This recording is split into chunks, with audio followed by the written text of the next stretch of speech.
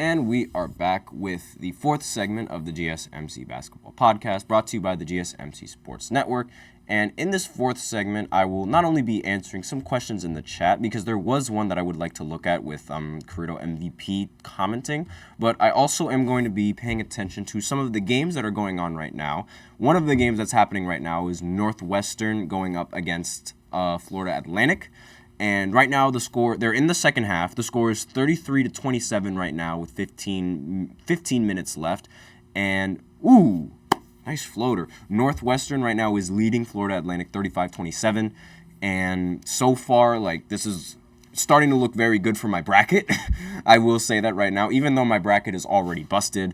But before I continue with, the rest of the college matchups going on last night, I'm going to go ahead, and answer some questions in the chat right now and give some opinions. So Carito MVP, he said Devin Booker wants CP3 back. I haven't really paid attention to the Suns recently, and I also haven't looked at the reports, so I'm not entirely sure how true that is. But if that is true, I'm not really surprised whatsoever, because Chris Paul is a very valuable asset at the point guard, and he's willing to do what it takes for his team to win, whether it be take up a lesser role, whether it be to run pick and rolls, whether it be to set up his team. That's just the player that Chris Paul really is. And there's really who wouldn't want Chris Paul back on their team? And again, it also goes back to just KD being that extremely selfish player that he really, that he is. And it's he wants to be the man on his team, because that's just the ego that he has. And it's the media is still going to crucify him for not having legitimate titles yet, because he still hasn't won a legitimate title in my eyes, despite being in the league for well over 15 years. Tried forming a super team in Brooklyn. That failed due to injuries and Kyrie being a quack. And obviously, a lot of people say, he would have won if his fat foot wasn't on the three-point line. But still, then he leaves to go join Phoenix after requesting a trade, and decides to just completely blows it in Game 6 at home against the Denver Nuggets, shooting abysmal from the field. And it's this common trend of Kevin Durant blowing series where he should have won. It literally started when he blew that 3-1 lead before joining Golden State. And it's the only real playoff success that he's had is with that Golden State Warriors team. And it's that is ridiculous, especially with someone who is as good and as talented as he is. And it's I'm sorry to all the KD fans, but he will never be better than LeBron, no matter how badly everyone wants him to be. But I digress. Now, looking more into the chat, Carito MVP says he heard an NBA GM say, no, another team wants touch of KD. If Kevin Durant leaves the Suns, his only options are, 1, to go back to the Warriors, or 2, retirement. Okay, so he's saying that no other team would want Kevin Durant. And I don't really agree with that. There's no way that any other team wouldn't want someone like Kevin Durant. There is just no way. Honestly, I could see him joining the Mavs, because the Mavs, they take really good care of their players and they always cater to their players. So I could see him joining the Dallas Mavericks. And yeah, it's nothing really that needs to be it's Kevin Durant.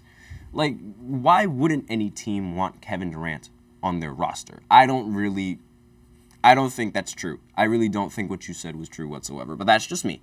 So, Crucial PG asked a question, what losses do I have on my bracket right now? So, I'm just going to see if there's any games that just recently ended, and I don't think there were, because they literally just started. So, okay, no games have ended. So, I had BYU going all the way, and that messed me up.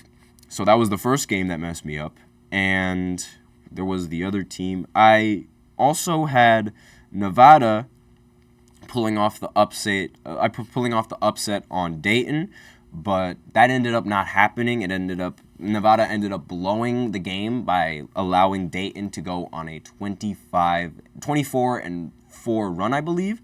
And yeah, it was not good. It was not a good game whatsoever. Other than those 2 games, I got every other team right. And like I get it, like yay, it's a good. Actually, no, I lied.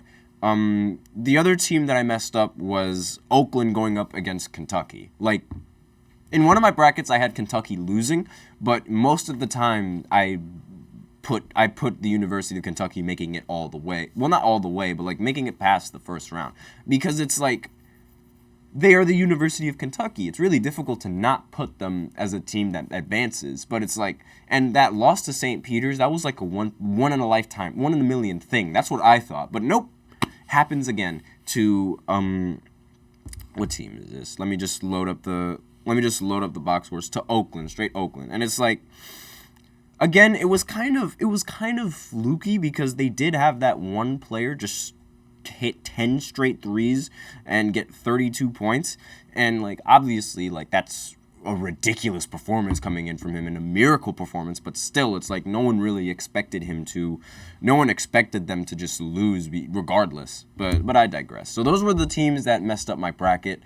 And in one of my brackets, I had St. Peter's winning, but like that's just because of like I'm a fan. But in my heart of hearts, I knew that they weren't going to beat Tennessee, but I didn't really expect them to play this bad going against Tennessee. But I digress. So Crucial PG also, just a bit quick update on the score, because they did Northwestern right now 38-33. So Atlantic is making a comeback slowly but surely. And some of the other games that are going on right now, that is Baylor going up against Colgate. Baylor is up 54-34 at the half. So hopefully Baylor doesn't end up blowing this. I swear if they end up blowing this, I'm going to lose it. And I would bring up the rest of the games that are going to be going down, but there's so many of them, and we don't have a lot of time, and I really want to get to the comments that are here. So Crucial PG says that he wouldn't want Chris Paul back, and I totally understand that, honestly.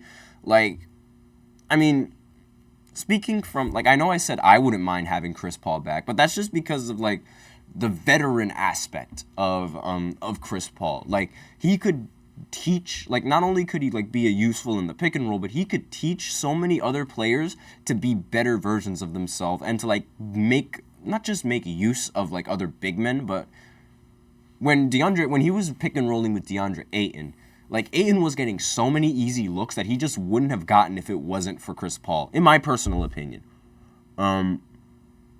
Crucial PG mentioned how Chris Paul like played really bad in overtime versus Milwaukee. Yeah, that is true. And like, I do understand how right now, since he is one of the older players in the league, you wouldn't really want an old point guard running the offense. But again, it's the veteran aspect of Chris Paul that I really admire. And that's really how I see Chris Paul like coming in, not just being useful like producing, but being useful in developing all of these young players so that way they can produce. Like, I mean, I don't think Devin Booker would have been this good of a point guard if he wasn't playing with Chris Paul for a little bit. Like, because Devin Booker, like, he moved from shooting guard to point guard for a little bit, so that way, like, you know, Bradley Beal can play that shooting guard, and Kevin Durant can play that small forward / power forward with Grayson Allen. And him being that playmaker, I don't remember him being that good of a playmaker before Chris Paul. But that's just me.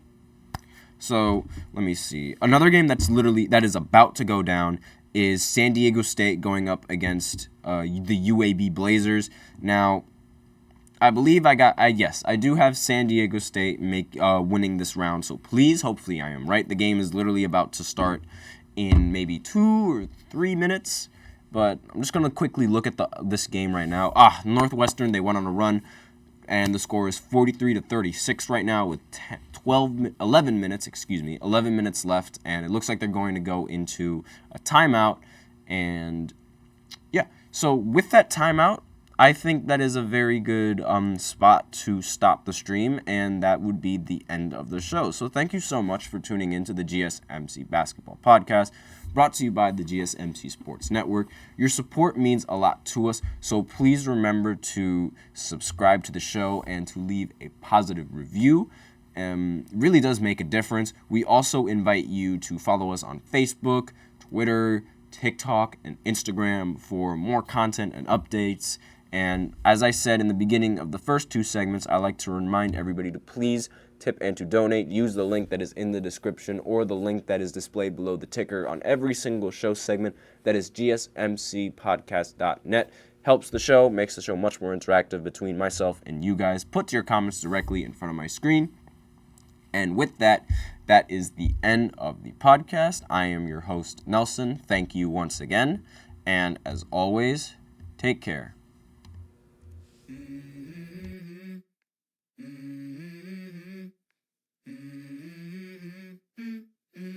Let's go.